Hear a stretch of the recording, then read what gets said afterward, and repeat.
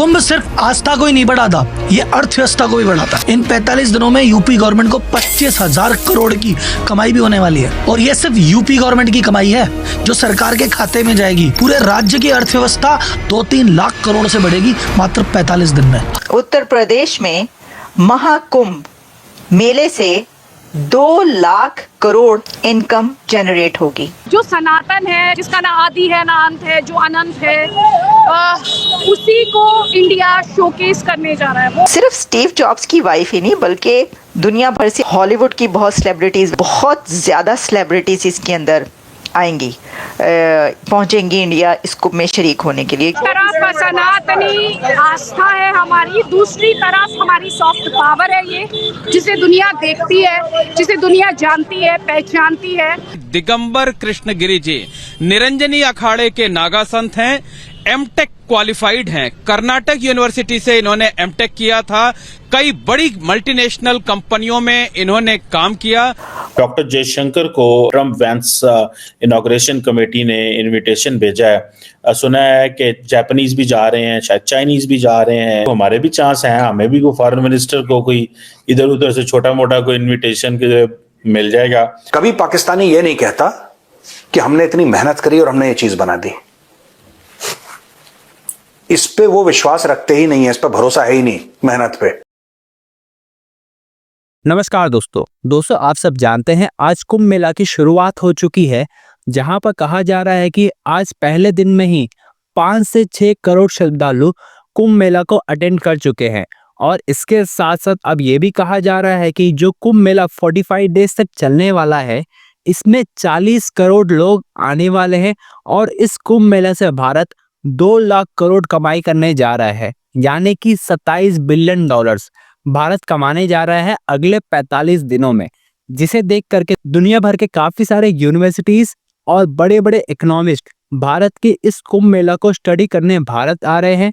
इसके साथ साथ अब ये भी कहा जा रहा है कि दुनिया भर के काफी सारे बड़े बड़े सेलिब्रिटीज इसमें पार्टिसिपेट करने जा रहे हैं और हॉलीवुड के काफी सारे बड़े बड़े एक्टर्स इस मेला में हमें दिखाई देंगे। जैसे कि हमने देखा स्टीव जॉब्स की पत्नी भी इस कुंभ मेला में पार्टिसिपेट कर रही है एक्टिवली। तो चलिए इसी पर आगे पाकिस्तानी मीडिया का रिएक्शन देखते हैं। महाकुंभ में इनकम जनरेट हो रही है यूपी स्टेट की। उत्तर प्रदेश में महाकुंभ मेले से 2 लाख करोड़ इनकम जनरेट होगी। 2 लाख करोड़ ऐड करेगा महाकुंभ का ये मेला यूपी की इकोनॉमी में। कैन यू इमेजिन, ये 2 लाख करोड़ की बात हो रही है, ये हजारों करोड़ की बात नहीं हो रही। 7,000 करोड़ इसके ऊपर स्पेंड किया जाएगा, एस्टिमेट जो ऑलमोस्ट, और 2 लाख करोड़ कहा जा रहा है कि इसमें रेवेन्यू इन 45 डेज।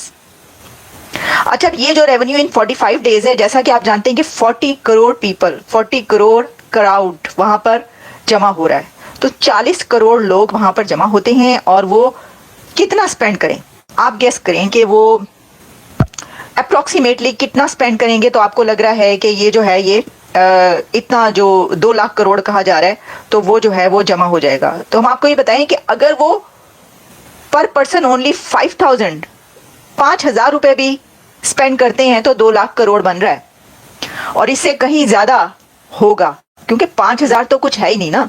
देखिए, जो लोग वहां पर जाते हैं इतने ज्यादा दूर दूर से जाएंगे, वो तो हजारों डॉलर्स, लाखों डॉलर्स मतलब खर्च होंगे, वहां पे लोग स्पेंड करेंगे। और जब लोग वहां पर जा रहे हैं तो फिर भारत का वो भारत यात्रा करेंगे, वहां पे जो विजिटर्स जा रहे हैं वो पूरा इंडिया घूम फिर के देखेंगे, और वहां के अंदर के लोग भी जो जा रहे हैं, तो 5,000 तो एक आम से आम बंदा जो है वो भी खर्च कर लेता है ना। 5,000 रुपए वो तो है ही नहीं कोई।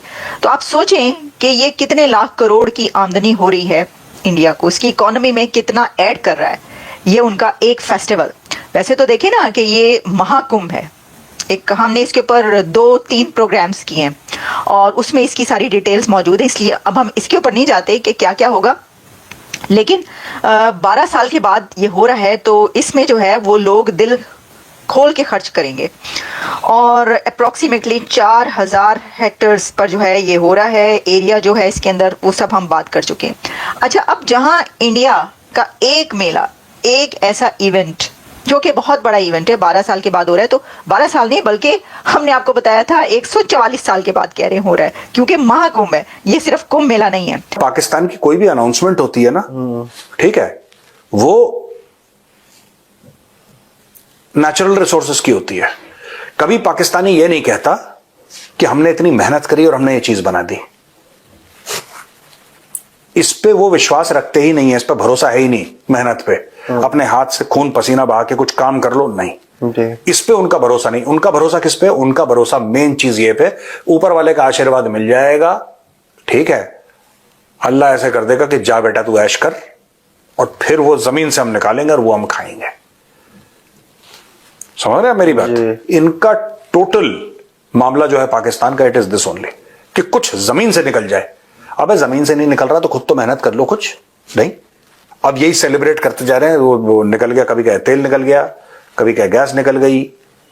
मुझे जब गैस मुझे लगा कि वो शेख रशीद की बात कर रहे हैं, वही तो गैस का भंडार है पाकिस्तान में। मुझे याद है सर, एक बार जरदारी जब जेल से, वो अपने आप में सुई गैस है। जरदारी जब जेल से छूट के आया था, जरदारी सर, खादिजा खातून जैसे जरदारी है, तुम जरदारी कह देते हो उसको यार।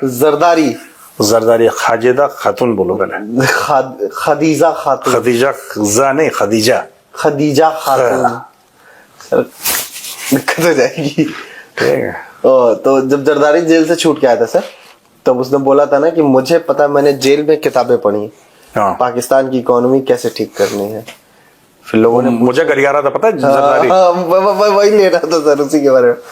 मुझे भी गरिया रहा था। तो उसने बोला कि एक इंडियन मेजर ने बोला है रॉक एजेंट है, वो रॉक एजेंट है, वन नोज दीज थिंग्स। बात ऐसे कहते, वन नोज दीज थिंग्स। उसने बोला मैंने भंड मारा, मैंने कोई भंड मारा, मैं कोई भंड नहीं मारता।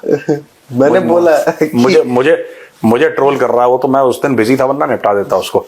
हाँ, फिर तो उसने बोला था ना कि पाकिस्तान की इकोनॉमी सुधारने के लिए बहुत सारी किताबें पढ़ी हैं। तो हम लोग पूछा कि क्या करना होगा, बोला मैं दुआ करूंगा। हाँ, और यहाँ अरे प्रोड्यूसर, ये तो आइकॉनिक है। उसमें क्या हुआ कि पूरी मीटिंग हुई वहां पे, आपको पता नहीं दोस्तों, आप जो प्रोग्राम देख रहे हैं, जरदारी ने बोला कि मैं पाकिस्तान की इकोनॉमी ठीक करूंगा। जब मैं जेल में था मैंने किताबें पढ़ी थी। तो बेचारे पाकिस्तानी बिजनेसमैन वैसे ही किस्मत के मारे हैं, जो भी पाकिस्तान में बिजनेसमैन है वो किस्मत का मारा है। तो उन्होंने पूछ लिया हाथ खड़ा करके कि जनाब हम आपसे ये पूछना चाहते हैं कि आप कह रहे हैं आपने इतनी किताबें पढ़ी हैं, तो फिर आप क्या करेंगे पाकिस्तान के लिए? उसने बोला देखिए ऐसा है कि मेहनत तो आपको करनी पड़ेगी, मैं आपके लिए दुआ करूंगा। यार ये कलाकार हैं यार पाकिस्तान। मैं इतना हंसा हूं, इतना मुझे सर वो कभी नहीं भूलेगा पूरे जीवन में। उसका मीम है ना कि you are a good comedy, you are a good comedy.